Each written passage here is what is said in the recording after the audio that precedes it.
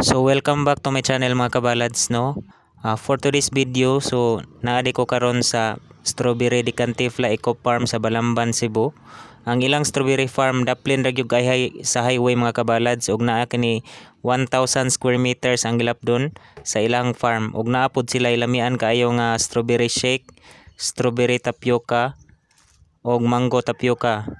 Ug ganahan sad mo mag dine in, nasad sila yung mga pagkaon nga affordable ra sad kayo mga kabalads. Anya.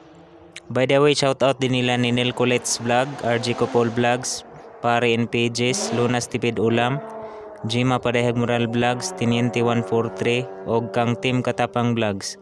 Also to Ejin Sirwan Vlogs at Joey Bunso at Manargitay Vlog Official at Irene 23 at RCBT 2499 at Angelo Daitol 4589 at Romnick Touring Vlogs 7200 at Jela TV Official Vlog 1920 at Rickson Butalid 5860 at Tada Lyrics 5414 at Raymark Liena 6076 at Sobrio Marlo 40 og kang Kuya Iting Vlogs. That's it.